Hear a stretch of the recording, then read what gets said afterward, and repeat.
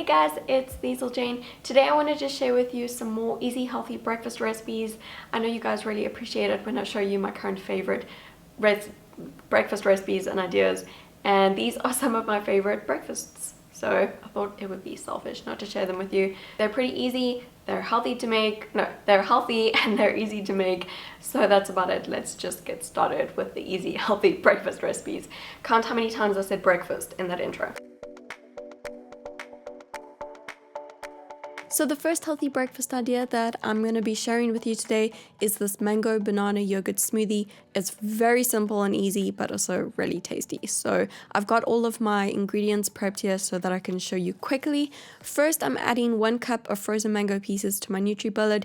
You can just use a regular blender though, that will be fine. Then I'm adding 1 banana. You can use fresh or frozen. Frozen will make the smoothie a bit colder, which is really nice. And half a cup of plain yogurt. You can use any yogurt that you like. I always use a dairy-free yogurt like coconut yogurt or something like that because I'm dairy-free, but you can just use regular full cream dairy yogurt if you want to. Then 2 tablespoons of dry rolled oats. I love adding this to smoothies to make it a little bit more filling, and it will really help to give me more sustained energy throughout the morning. I also like to add some nut butter to add some protein. I've used 1 tablespoon of unsweetened almond butter and then some water to blend it, of course, about half a cup. You can always add more water if you need to later. And then this is optional, but I like to add some baby spinach sometimes, just a small little handful, not too much. And if you do add just a little bit, you don't actually taste it really at all, but it does add some good nutrients, obviously. Yeah, with everything in there, you can just blend it all up. And obviously, you can add a few ice cubes as well to make it more chilled if you want to as well. And just pour it into a glass once it's blended up. Yeah, the baby spinach is obviously, like I said, optional, but I added it, so that's why my smoothie is green. But yeah, if you don't add the baby spinach, it'll be more of a mango-y color from the mango. I actually really like this color green though. It looks really fresh to me. This is currently my favorite smoothie recipe, so I obviously wanted to share it with you guys. It's really filling, it gives me good sustained energy, it's really healthy, full of nutrients, it's got some good protein in there, some healthy fats, some good whole carbs, so it's a great breakfast smoothie, I think. Okay, so I get a lot of requests to show you guys more savory breakfast recipes and ideas, so you guys know, I think you know, I'm generally more of a sweet breakfast person, but every now and again I wake up and I just want a savory breakfast. Sometimes, I don't know, I'm just not in the mood to eat something sweet. So if I'm having a day like that, I like to make this savory quinoa breakfast bowl. It's actually really not that difficult to make. It's actually really easy. So to a pan, I'm adding some chopped onion, about 1/4 of an onion, and then some sliced button mushrooms, just about 1 cup. And then also a touch of cooking oil, only about 1/2 teaspoon, with some sea salt and some black pepper. And I'm just cooking that on the stove really quickly to get the mushroom and the onion all caramelized. This is what's going to add really good flavor to the dish. After that is looking good, then I like to add the tomatoes. I'm adding about 1 cup of half cherry tomatoes and also a squeeze of fresh lemon juice for extra flavor. And I'm cooking that again for a couple of minutes on the stove. I'm also boiling some eggs on the stove in a separate pot to go with this breakfast bowl. So I've added 2 eggs to the stove, bringing them to a boil in a pot and then letting them boil for about 5 to 6 minutes. And once the tomatoes are cooked, then I will throw in a small handful of fresh baby spinach and also half a cup of cooked quinoa.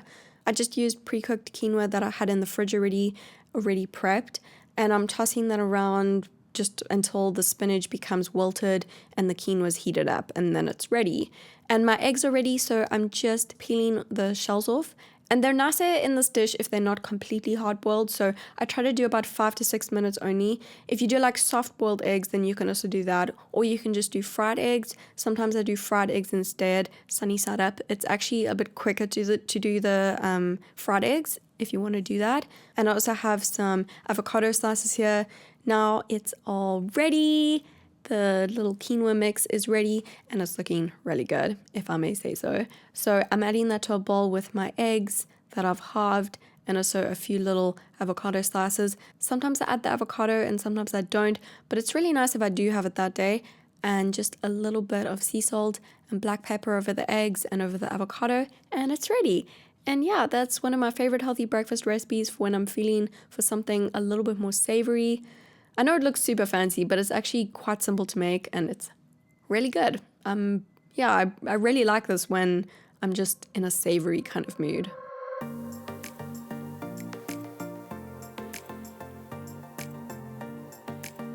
So I did show you guys my favorite healthy pancake recipe in another breakfast video that I did recently on my channel. So this one is similar, but it's a slightly different take on the classic version. These are my healthy strawberry chocolate chip breakfast pancakes. Healthy, easy to make. Words can't describe how much I love them. Okay, so to start, I'm adding 1/3 of a cup of dry rolled oats to my NutriBullet. You can use any blender, with 1 medium-sized banana and then 2 eggs. I use quite large eggs with a little splash of pure vanilla extract and also a little pinch of cinnamon, optional, but yeah, they do make all of the flavors pop, so recommended.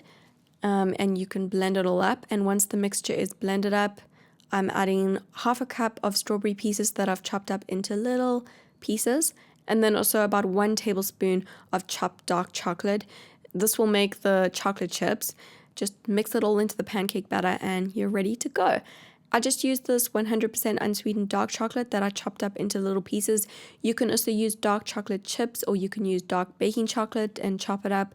So I'm just heating the pan up on the stove over a medium-high heat, and then I'm turning it down to a medium heat once the stove's heated up. And I'm just adding a little bit of coconut oil to my pan. Not a lot, just a little bit. And I like to add about a heaped tablespoon of the batter to the pan at a time to make each pancake. Sometimes I do a little bit more, and I just swirl it around a bit to make a rough pancake shape. And when I start to see the little bubbles on the top, then I know that it's time to flip them, because they're usually then done on the other side.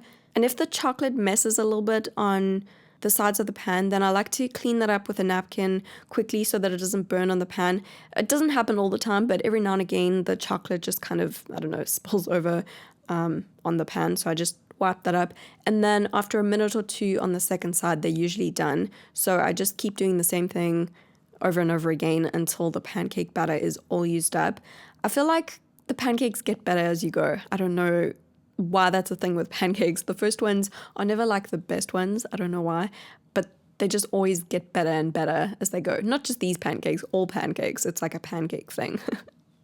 And I did mention this when I showed you the last pancake recipe, the classic version, but a non-stick pan makes better pancakes. So if you don't have a non-stick pan, you will need to use a little bit more cooking oil. I only add a little bit of oil at the start to grease the pan. I use a Le Creuset pan. It's a good non-toxic non-stick pan. That's just what I use. It's a really good investment if you're a pancake lover, trust me.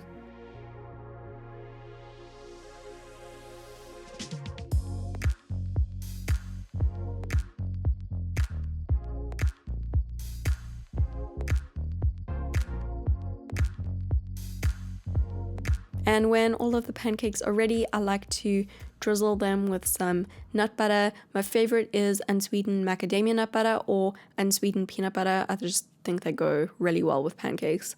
And a little drizzle of pure maple syrup is also really yummy. And I'm just adding about a teaspoon of that, drizzling it over, and I'm getting fancy with some fresh blueberries, and it looks really pretty. And then I'll just dive into them, and maybe I'll have some more. And this amount serves about 1, and it makes quite a lot, as you can see. So the basic pancakes without any of the toppings or the extra strawberries or the chocolate is only about 400 calories for the whole batch. And the strawberries and the dark chocolate pieces, they don't add too much more. Of course, depending on the brand of chocolate you've used. I used the unsweetened ones, so it's quite low in calories as well, just in case you wanted to know. And yeah, these are so delicious. I'm pretty happy right about now.